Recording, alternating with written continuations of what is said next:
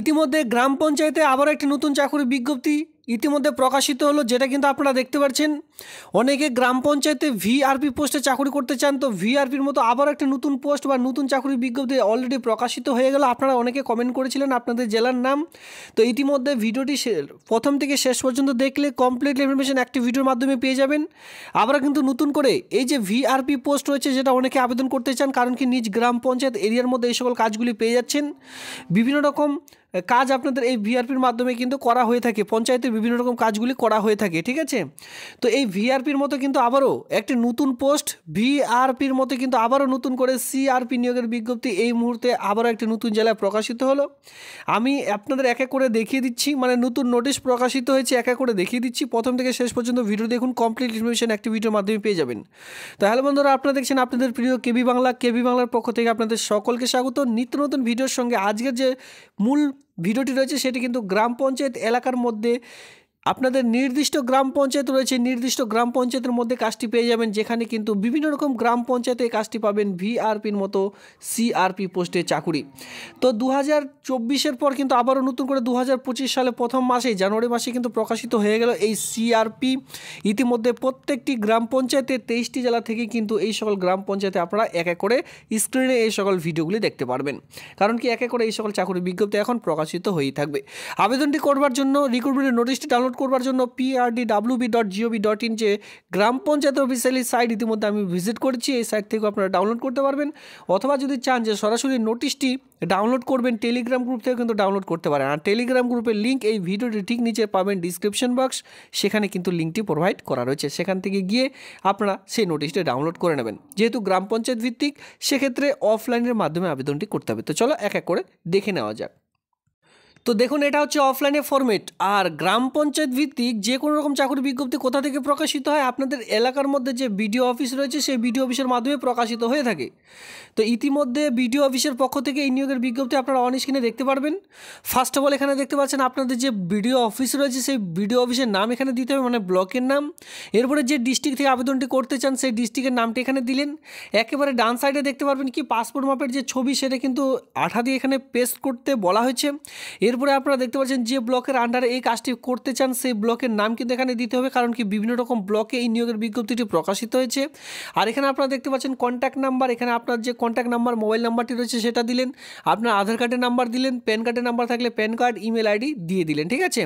এরপরে দেখুন এখানে কি বলা হয়েছে, নেম ইন ব্লক লেটার। সবার প্রথমে এখানে আপনার নাম বসাতে হবে ব্লক লেটারে। এই যে ফিল আপটি করবেন সমস্ত রকম কিন্তু ব্লক লেটারেই ফিল আপ করবেন। এরপরে দেখুন এখানে কি বলা রয়েছে, সবার প্রথমে দেখতে পাবেন ফাদার্স নেম, আপনার যে বাবার নামটি রয়েছে সেটা দিলেন। পার্মানেন্ট অ্যাড্রেস এখানে কিছু দিতে হবে না, নিচে চলে আসুন। নিচে দেখতে পাচ্ছেন ভিলেজ, আপনার গ্রামের নাম, আপনার এলাকার পোস্ট অফিস, আপনার যে গ্রাম পঞ্চায়েত এরিয়ার মধ্যে কাজটি পেতে চান সেই গ্রাম পঞ্চায়েতের নাম, আপনার ব্লকের নাম, আপনার ডিস্ট্রিক্ট, আপনার পিনকোড নাম্বার। এরপরে চলে আসবেন ডেট অফ বার্থ। আপনার যে মাধ্যমিকের অ্যাডমিট কার্ড অনুযায়ী ডেট অফ বার্থ রয়েছে সেটা দেখে আপনার ডেট, মান্থ, ইয়ার এক এক করে বসিয়ে দিলেন এখানে। সেই অনুযায়ী এবার আপনারা একটু ক্যালকুলেট করে নেবেন 1/1/2025 অনুযায়ী টোটাল আপনার কত বছর কত মাস হচ্ছে সেটা কিন্তু এখানে ক্যালকুলেট করে বসাতে হবে। এরপরে যাদের কাজ করার অলরেডি অভিজ্ঞতা রয়েছে আপনাদের গ্রাম পঞ্চায়েত এলাকার মধ্যে দেখতে পারবেন SHG গ্রুপ রয়েছে, সেই গ্রুপে যদি কাজ করার অভিজ্ঞতা থাকে তাহলে এই সকল ফিল আপ করবেন। যাদের নেই তারা কিন্তু এই দুটি ঘর অন্তত ছেড়ে দেবেন। দিয়ে নিচের দিকে আসবেন, এডুকেশনাল কোয়ালিফিকেশন। এখানে দেখতে পাচ্ছেন এডুকেশনাল কোয়ালিফিকেশন, যেটা লক্ষ্য করবেন name of the exam past. এখানে আপনার মাধ্যমিক পাস MP দিলেন।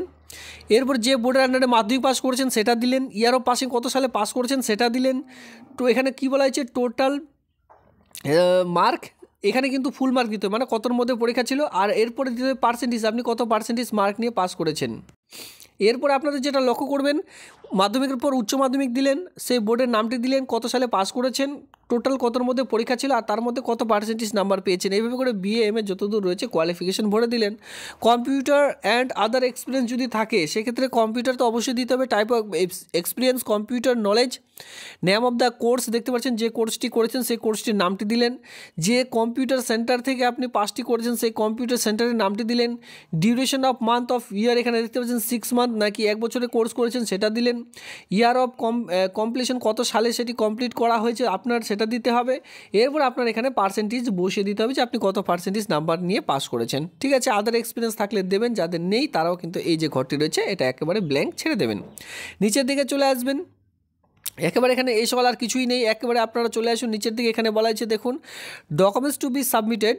এই যে ফর্মটি রয়েছে এই ফর্মটির সঙ্গে আপনাদের আর কোন কোন ডকুমেন্টস সাবমিট করতে হবে, রেসিডেন্সিয়াল প্রুফ হিসাবে যে কোনো একটি, যেটা হচ্ছে আপনাদের প্রধান অথবা ভিডিওর যে ইনকাম সার্টিফিকেট হয় রেসিডেন্সিয়াল সার্টিফিকেট সেটা দিতে পারেন, রেসিডেন্সিয়াল সার্টিফিকেট বলা আছে। ঠিক আছে, প্রুফ এখানে দেখতে পাচ্ছেন ফটোকপি অফ মাধ্যমিকের অ্যাডমিট কার্ড বা মাধ্যমিক পরীক্ষার যে সার্টিফিকেট রয়েছে সেটা আপনাদের দিতে হবে বয়সের প্রমাণপত্র হিসাবে, যেটা এজ প্রুফ হিসাবে ধরা হবে। এরপরে যদি আপনার বলে দিলাম যদি গ্রাম পঞ্চায়েতে এসএইচজি গ্রুপে আপনি থাকেন মানে অ্যাড থাকেন সেক্ষেত্রে তার ডকুমেন্টস এখানে দিতে হবে।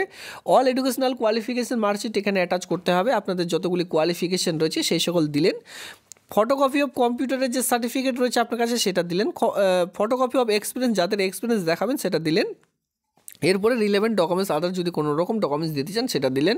এখানে দেখতে পাচ্ছেন আই হিয়ার, এখানে আপনার যে নামটি রয়েছে সেটা বসিয়ে দিলেন। নিচে দেখতে পাচ্ছেন ডেট প্লেস, এরপরে সিগনেচার, ডান দিকে রয়েছে সিগনেচার অফ দ্য ক্যান্ডিডেট, পুরো সিগনেচার করে দিলেন। এরপরে আপনার যেদিন আপনি ফর্মটি জমা করবেন সেই ডেট এর সঙ্গে প্লেসটি দিয়ে আপনারা কিন্তু ফর্মটি জমা করে দেবেন। যে কয়েকটি ডকুমেন্টস দেখিয়ে দিলাম প্রত্যেকটি সেলফ অ্যাটাস্টেড করে একটি খামের মধ্যে ভরে কোথায় জমা করবেন, বিডিও অফিসে ফর্মটি জমা করতে হবে। ঠিক আছে, বিডিও অফিসে জমা করলে নির্দিষ্ট সময়ের মধ্যে জমা করবেন। অ্যাডমিট কার্ড রয়েছে, এখানে কি করবেন, এখানে পাসপোর্ট মাপের ছবিটি আঠা দিয়ে বসালেন। এরপর এখানে আপনার নেম ব্লক লেটারে বসাতে হবে। এরপরে আপনার বাবার নাম বসালেন, ডেট অফ বার্থ দিলেন। বাকি সকল সমস্ত রকম অফিসিয়ালি আপনার কিন্তু এখানে কোনোরূপ আর কাজ নেই, জাস্ট এইটুকুনো কাজ আপনারা করে দিলেন। ঠিক আছে, এরপরে আমি আপনাদের দেখিয়ে দিচ্ছি মানে এই যে 2 পেজের একটি অ্যাপ্লিকেশন ফর্মেট দেখতে পাচ্ছেন, একটি হচ্ছে অ্যাডমিট কার্ড আর একটা হচ্ছে অ্যাপ্লিকেশন ফর্মেট। এই দুটোকেই কিন্তু এখানে টোটাল 3টে পেজ দেখতে পারবেন, এই 3টে পেজকে আপনাদের কিন্তু প্রিন্ট আউট করে নিতে হবে। তো এরপরে আমরা যেটা দেখব সেটা অন স্ক্রিনে দেখতে পাচ্ছেন যে লাস্ট ডেট ফার্স্ট ডেট কী রয়েছে দেখতে পারবেন। On the date of form 9/1/2025 তারিখে কিন্তু আপনাদের আবেদনপত্র অলরেডি শুরু হয়েছে। আবেদনপত্র জমা দেওয়ার লাস্ট ডেট রয়েছে এই মাসের 24/1/2025 তারিখ পর্যন্ত। এই মাসের 24 তারিখ পর্যন্ত আপনারা কিন্তু যে ফর্ম সেটা কিন্তু জমা দিতে পারবেন বিকেল 3টা পর্যন্ত, যেটা অফিসিয়ালি টাইম। 11টা থেকে 3টার মধ্যে আপনারা যদি চান যে ফর্মটি জমা করবেন সেক্ষেত্রে জমা করতে পারেন। সেক্ষেত্রে যারা বাইরে থেকে দেখছেন সেক্ষেত্রে আমি আপনাদের বলি এখানে কী বলা আছে, সাবমিটেড রেজিস্টার্ড পোস্ট অথবা স্পিড পোস্টের মাধ্যমে ফর্মটি জমা করতে পারবেন। আদার্স কোনোরূপ কুরিয়ারভাবে জমা করতে পারবেন না, নো কুরিয়ার। ঠিক আছে, আদার দেন মোড কিন্তু আপনারা এখানে জমা করতে পারবেন না। যেমন ধরুন like a hand by hand যদি কেউ জমা করতে যাচ্ছেন সেক্ষেত্রে জমা কিন্তু নেওয়া হবে না। স্পিড পোস্ট অথবা রেজিস্টার্ড পোস্টের মাধ্যমে ফর্মটিকে আপনাদের জমা করতে হবে। নির্দিষ্ট সময়ের মধ্যে অবশ্যই বলবো আজকে এই ফর্মটি জমা করে দেবেন। তো দেখুন এখানে সবার প্রথমে যেটা লক্ষ্য করবেন রিটেন এক্সামিনেশন কিন্তু নেওয়া হবে, টোটাল 14 মার্কের, ডিউরেশন থাকবে আপনাদের 16 মার্কের। ফার্স্ট অফ অল এখানে আপনাদের স্টেপ 1-এর যেটা দেখা যাচ্ছে সেটা হচ্ছে টোটাল মার্ক থাকবে এখানে 40 মার্কের, আপনাদের রিটেন টেস্ট নেওয়া হবে। এবার ডিউরেশন এক্সামিনেশন টাইম থাকছে 60 মিনিট, এখানে 60 মিনিট আপনারা সময় পেয়ে যাচ্ছেন 40 মিনিট মার্ক কমপ্লিট করবার জন্য। টোটাল কোয়েশ্চেন থাকবে এমসিকিউ টাইপের 20টি, কোয়েশ্চেন অফ ম্যাথ থাকবে 10টি, এরপরে লজিক থাকবে 10টি, ক্লাস 10 অনুযায়ী স্ট্যান্ডার্ড অনুযায়ী কিন্তু আপনাদের এই সকল কোয়েশ্চেনগুলি থাকছে। টোটাল 14 মার্কের এখানে কোয়েশ্চেন থাকবে। তো যারা সঠিকভাবে অ্যান্সারগুলি দেবেন তাদের একটি সুন্দর করে মেরিট লিস্ট তৈরি করা হবে। সেই মেরিট লিস্টে যাদের নাম থাকবে তারা কিন্তু পরবর্তীতে ইন্টারভিউর জন্য ডাক পাবেন স্টেপ 2-তে। সেটা হচ্ছে 10 মার্কের শুধুমাত্র আপনাদের স্টেপ 2 ইন্টারভিউ নেওয়া হবে, যেটা ডিএলএসসির মাধ্যমে পুরো প্রসেসটিকে এখানে কমপ্লিট করতে চলেছে।